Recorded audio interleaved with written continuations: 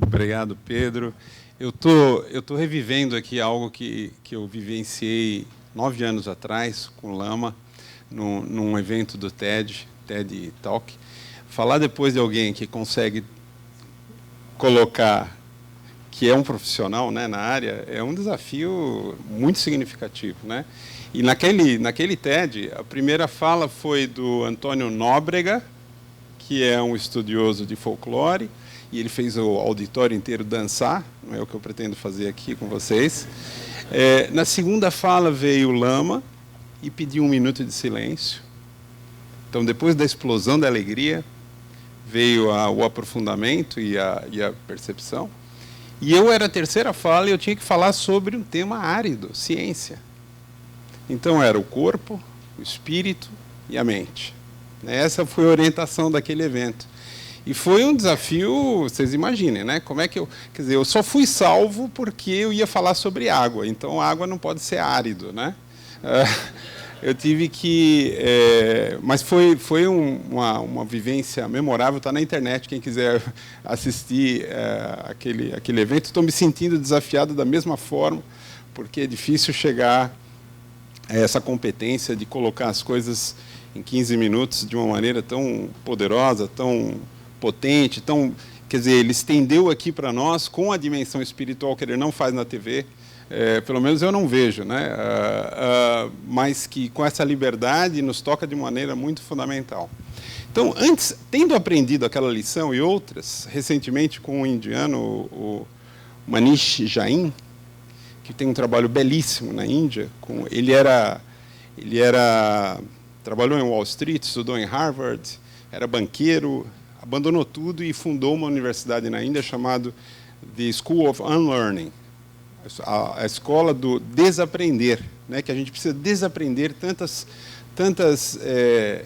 como se diz, tiques nervosos que a gente tem, né, mentais, etc. Então eu vou começar diferente, essa é uma novidade para mim. Eu vou começar pedindo para vocês se levantarem e fazer uma reflexão, né, meditativa ou inspirativa sobre o holocausto que está em curso com a vida hoje no planeta. Nesse momento, é incontável o número de seres que estão sendo destroçados, queimados, trucidados. E esses seres, além de toda a alegria que eles representam, eles são a base do suporte do sistema de vida na Terra. Então, eu vou pedir 1 minuto de silêncio meditativo nosso, para a gente colocar o nosso foco, o nosso espírito, nesses seres que estão sofrendo esse holocausto nesse momento.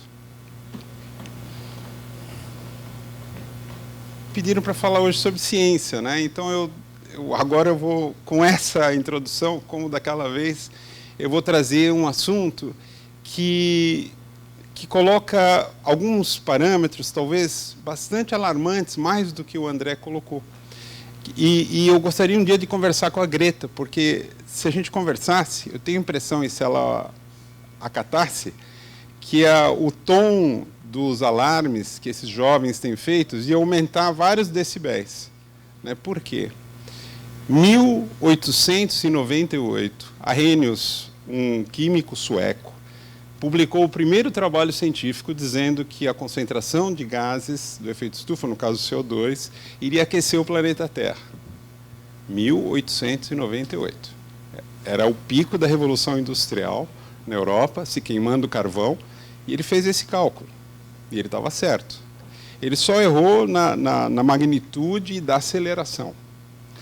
Aí, ao longo do século XX, explodiu a indústria, explodiu a humanidade, explodiu a civilização, ela se tornou global.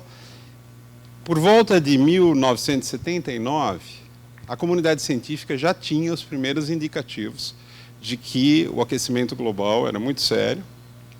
E até dentro das petrolíferas, e agora foram vazados memorandos de dentro da Exxon, que é uma das maiores, né, a Exxon, em 79, que os cientistas da Exxon já alertavam que o aquecimento global era o maior risco para o negócio deles. 79, dentro da indústria. Ao longo dos anos 80, do século XX, esses alertas foram crescendo. Então, em torno de 81, no início da década, a comunidade científica já tinha um consenso de que a situação era muito grave e só tenderia a piorar. O que os executivos dessas empresas fizeram? Eles decidiram, conscientemente, ignorar, ou melhor, não ignorar, usar essa informação para construir uma reação, que eu chamo de uma reação reacionária, de tentar, de qualquer forma, impedir que esse conhecimento, ou esse alarme, ou esse alerta, chegasse à consciência coletiva. E aí começaram a gastar milhões de dólares, montaram empresas, compraram mercenários dentro da academia e foram muito bem-sucedidos em atrasar 40 anos a reação da humanidade. Apesar disso, os cientistas do clima, né, a comunidade assombrada com as perspectivas, continuaram trabalhando e foram aperfeiçoando modelos e estudos e abordagens. E no final dos anos, meados dos anos... Bom, começou aqui, né, no Rio de Janeiro, em 92, foi quando cristalizou esse impulso que veio dos anos 80. E nos anos 90, então, surgiu a organização, a partir daqui do Rio de Janeiro, da Convenção Quadro das Nações Unidas. Em 97, o Protocolo de Kyoto, que depois vieram a Conferência das Partes a cada ano. Aí depois vieram o IPCC, que é o órgão científico, é como se fosse o Congresso dos Cientistas, que avalia todo o conhecimento científico que existe e o novo conhecimento, agrega, etc. E nos anos 2000, começaram a surgir os alarmes de grande potência. Os modelos mostravam situações tenebrosas para algumas gerações à frente. Algumas gerações a partir de 2100, 2070, 2100. Então, no relatório de 2003, era grave a situação. No relatório de 2007, com o qual o IPCC ganhou o Prêmio Nobel, junto com Al Gore, dos Estados Unidos, a situação era mais grave ainda. Parecia que, finalmente, estava se cristalizando uma reação. Mas a reação que cristalizou do outro lado foi muito maior, e foi uma avalanche. Porque em 2009, em Copenhague, foi um grande, grande fracasso retumbante, né? Praticamente foi para o brejo todas as negociações de 2009. De 2009 a 2015, quando saiu o Acordo de Paris, houve uma confluência de astros, né? Como ocorre no cosmos, né? Uma confluência, um alinhamento de astros, nos quais duas figuras destacadas, Obama e o Papa Francisco, tiveram um papel destacado, mas não somente. Houveram outras questões. A economia verde começou a penetrar, começando com Angela Merkel na Alemanha, a Alemanha financiando a conversão de energia para energia solar. A China, produzindo painéis solares para a Alemanha, reconhece o valor econômico e depois, mais adiante, desperta e fala, pô, essa é uma mina de ouro. Para que a gente vai gastar carvão ou petróleo se a gente pode tirar do sol grátis? E eles já tinham feito fábricas imensas para produzir painéis solares para a Alemanha. E, de repente, ele falou, não, vamos usar nós, né? Então, como o André mostrou, está em expansão uma supernova. A nova economia verde é uma supernova. Ela traz uma quantidade de benefícios que é quase incompreensível que a gente já não tivesse parado, em ritmo de esforço de guerra, amanhã de usar petróleo. E não obstante isso, o que a gente vê no noticiário? Que os governos estão empurrando com a barriga, estão escorregando, não estão agindo. E você vai ver que por baixo do pano está fluindo ainda bilhões, no mesmo lobby que conseguiu atrasar 40 anos. Agora eles mudaram de estratégia, agora eles vão lá, fazem uma reunião com o Papa. Tem muito cinismo envolvido nesse processo. Vão lá, aceitam. Não, claro, vamos. Acordo de Paris, sim, tirar o chapéu. E por trás, eles estão financiando governos que estão praticamente comprometendo ou não fazendo nada, estão parados. Tem esforços como o da Greta e tem outros. Na Holanda, um grupo de crianças entrou com uma ação, alguns anos atrás, nos tribunais e ganhou a ação contra o governo da Holanda, em defesa das próximas gerações. Então, dando eco para o que o André estava colocando, nós temos essa perspectiva. Mas qual que é a minha mensagem para esse fórum aqui hoje? A mensagem é de que o gás carbônico e os gases do efeito estufa são uma pequena parte do problema. É só a menor parte do problema. O meu maior temor, e esse é um temor no meu coração, é que no dia que a gente conseguir combater os gases e parar de emitir, etc., a gente descobriu que não valeu nada. Sabe por que eu vou dizer isso para vocês? Porque os gases do efeito estufa respondem por 20% só do aquecimento, que a gente chama de forçante radiativo. Vocês sabiam disso ou não? Só 20%. 66% a 82%, pensando em termos médios para a Terra, é o vapor de água. E se você conversar com o meteorologista vai lhe dizer, claro, sim, nós sabemos. Só que o vapor de água, nós não temos efeito sobre ele. Se aquece o planeta, o oceano está aí, vai evaporar e não tem o que fazer.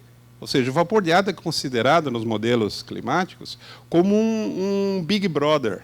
Ele está sempre lá. Né? Você botou CO2 aqui, aqueceu por causa do CO2, aí já vai sair mais vapor de água e vai aquecer mais. Ele duplica o efeito. Então, você botou um de CO2, você ganha 2 aqui, porque você já tem um vapor de água subindo lá.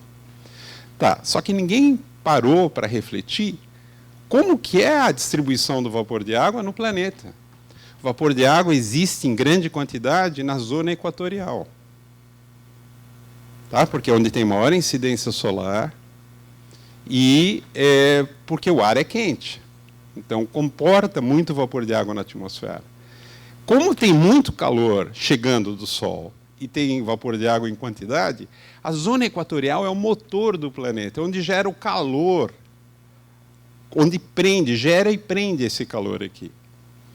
E as calotas polares são o radiador. Então, você pode pensar no automóvel, que o motor está queimando, gerando calor, liberando esse calor, e tem uma bomba d'água que puxa a água pelo motor, tira o calor, o excesso, e leva para o radiador. No radiador, dissipa.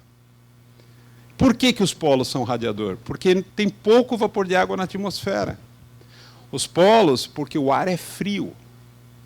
Né? O vapor de água condensa e cai na forma de gelo, neve ou chuva.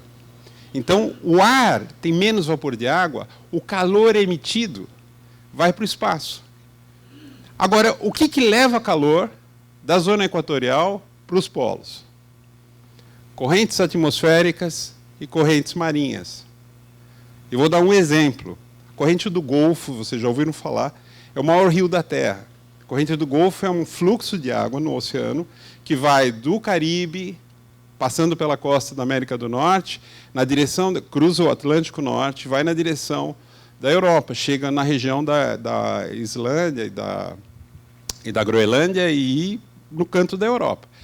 E essa corrente do Golfo carrega uma quantidade enorme de calor do motor planetário, que é a zona equatorial, para o radiador. Importantíssimo para manter a temperatura da Terra. O que está acontecendo com a corrente do Golfo? Vocês já ouviram essa notícia? Não. Ela está diminuindo. Ela está enfraquecendo. E sabe por que ela está enfraquecendo? A corrente do Golfo tem 2 motores. Um motor, que é clássico e conhecido, é que a água, à medida que ela vai na direção do radiador, lá para o polo, ela vai evaporando, vai aumentando a densidade e fica mais salina. Portanto, mais pesada. E vai esfriando também, fica mais densa também. Aí ela afunda e volta pelo fundo do Oceano Atlântico nas correntes de profundeza. Então, esse é um motor, é o motor da chegada. O outro motor, que é algo que pouca gente sabe, é que no Caribe tem mais água, é mais alto o Caribe do que o Pacífico. No Canal do Panamá tem uma diferença de 6 metros de um lado para o outro. Sabe por que tem mais água no Caribe? Por causa dos ventos alísios. Os ventos alísios são os chamados rios voadores, que sopram sobre o Oceano Atlântico equatorial, de nordeste para sudoeste, empurrando a água na direção da América do Sul. E essa água que vai na direção da América do Sul, ela vira junto com o rio Amazonas e faz essa montanha de água lá no Caribe. E essa montanha de água é o motor principal da corrente do Golfo, que empurra a água para o Nordeste. Tá? Quem é que produz os ventos alísios? Uma parte dos ventos alísios é produzida pela circulação planetária, pela inércia, massas de gás em volta de uma esfera que gira. Mas tem uma parte bastante significativa que é produzida pela floresta amazônica. Tá? A floresta amazônica é a bomba biótica de umidade. As árvores transpiram grande quantidade de vapor. Esse vapor condensa sobre a Amazônia por causa do pó de pirilim-pim-pim. Quem não sabe o que é o pó de pirilim-pim-pim, leia o meu relatório, está na internet, o futuro climático da Amazônia, eu explico lá. Que é algo que as árvores da Amazônia sabem fazer muito bem. Elas manipulam a atmosfera para produzir chuva, abundante e gentil. E quando ocorre a condensação do vapor de água, desaparece aquele volume da atmosfera do vapor de água e baixa a pressão. Baixou a pressão aqui, a pressão no oceano não abaixou tanto, puxa o vento do oceano para dentro da América do Sul e acelera os ventos alísios, portanto, produz esse efeito na circulação oceânica. Tem outros efeitos, não dá tempo para mim entrar em todos eles, mas tem efeito também sobre o Pacífico. A Amazônia faz uma ponte hidrometeorológica entre o Atlântico e o Pacífico. Tem várias consequências aí, que muitas delas ainda se estuda. Mas é só essa, mostra para vocês o seguinte, se a gente parar de emitir CO2, metano, óxido nitroso e os outros gases, esses em pequena quantidade, na atmosfera, e que são importantes, e que estão no centro de todas as negociações climáticas, mas a gente continuar perdendo floresta, não resolveu o problema. Tá? E essa parte é gravíssima, sabe por quê? Porque esse efeito da Amazônia na circulação atmosférica e oceânica não está no IPCC, não está nas negociações do clima. A Greta ainda não ouviu falar sobre isso. E eu estou trazendo para vocês porque é tão sério. As florestas têm dois efeitos sobre o aquecimento global importantes, além do gás carbônico, que elas retiram do ar e, consequentemente, esfriariam o planeta. Esse efeito é bem conhecido, está em todos os modelos, está nas negociações climáticas, é o principal. Mas imagina valorizar um ser humano pelo peso dele na balança, porque é basicamente isso. Né? O quanto de carbono tem numa árvore? Mas o que a árvore faz, além do carvão ou do petróleo, que aí sim você pesa, quanta massa de carbono e carvão e petróleo. Mas uma árvore não é só massa. Uma árvore é um ser vivo, benevolente, maravilhoso, encantador, que produz uma variedade incrível, não só de serviços, de bens. Uma árvore pode ensinar-nos o que é colaboração. A árvore tem raízes, a árvore tem a copa. Ela tem a parte que lida com o duro, o masculino, e tem a parte que lida com o suave, o feminino. Tudo isso num só ser, numa árvore. E ela ainda faz esse trabalho magnífico de resfriamento do planeta. Quando ela produz a evaporação na superfície, e é uma quantidade tão grande, não sei se vocês já ouviram falar dos rios voadores da Amazônia, a floresta amazônica, num dia, evapora mais água do que o rio Amazonas, que é o maior rio da Terra, coloca no Oceano Atlântico, no mesmo período. 20 bilhões de toneladas de água, ou 20 trilhões de litros. É uma quantidade tão grande. E essa evaporação remove o calor da superfície. Quem já andou pelos rincões da Amazônia, sai da floresta e entra numa pastagem, numa área degradada. Você parece que sai do ar-condicionado e cai dentro do deserto do Kuwait, né? Porque aquele bufo, aquele bafo. O que significa isso? Ou quando tem em qualquer lugar, numa área urbana, tem uma árvore frondosa lá, todo mundo está embaixo dela, porque é fresquinha. Então, eu queria trazer isso daqui para dizer o seguinte. Semana passada, registraram 63 graus de temperatura no Kuwait. Essa é a maior temperatura registrada do ar, não de superfície. superfície, às vezes você tem algumas superfícies, fica muito quente. 63 graus, tinha árvore pegando fogo lá, aquelas que eles regam. Tá? Tinha automóveis que estavam derretendo as lanternas, né, por causa do calor. Vocês não fazem ideia o que é violência geofísica. Conversem com um astronauta.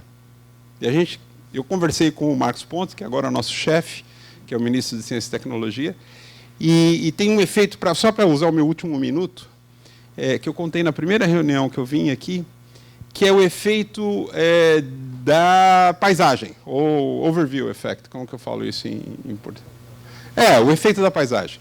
Astronautas, normalmente, são pessoas ou que eram pilotos de caça, ou que eram cientistas da área hard, né, da área dura, matemática, engenharia, ou engenheiros, normalmente pessoas muito racionais, muito centradas.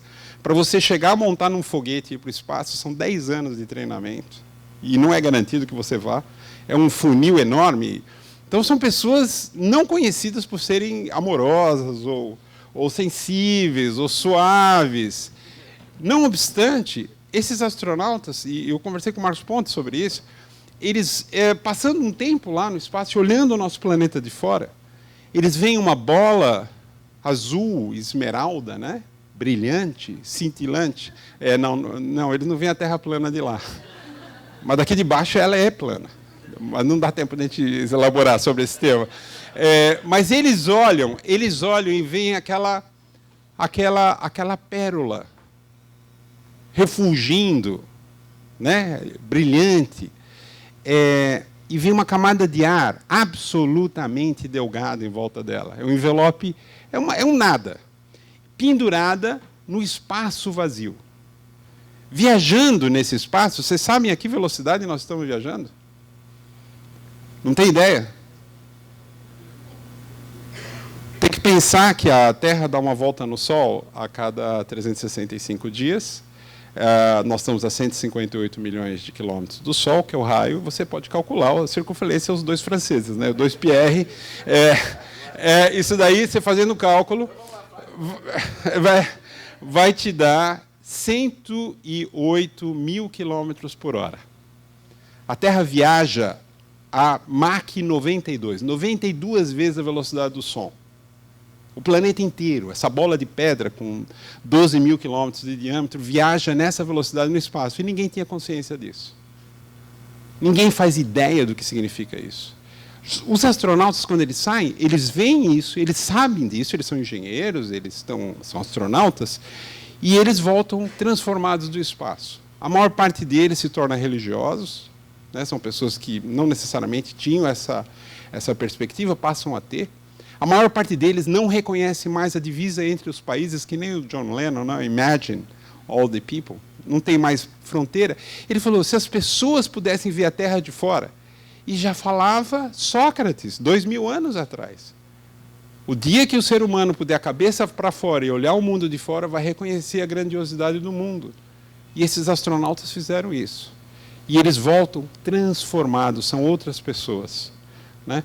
Então, o que nós precisamos? Sair da Terra plana, porque a Terra plana é uma ilusão de estar na superfície muito grande, e olhar de fora e sentir o milagre que é você existir na superfície de uma bola que viaja a Mach 92, isso sem pensar no sistema solar inteiro, que viaja também em outra direção, numa velocidade tão grande quanto, e a galáxia inteira também.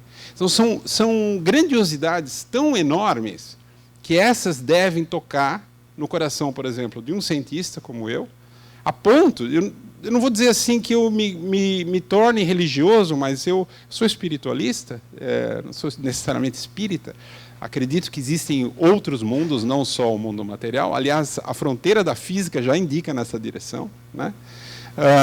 Mas qualquer pessoa pode, reconhecendo essas grandiosidades, esses milagres, parar e, primeiro, respeitar as religiões, porque todas as religiões têm alguma perspectiva dessa grandiosidade, que a gente perde quando a gente está aqui muito denso, né? E, segundo, passar a receber com carinho essa união, né, essa união de narrativas, essa união, que é uma oportunidade, e é com isso eu termino, que eu tive com esse movimento aqui, de entrar em contato com essas várias denominações, e que tem sido muito legal, muito bacana mesmo. Tá? Obrigado.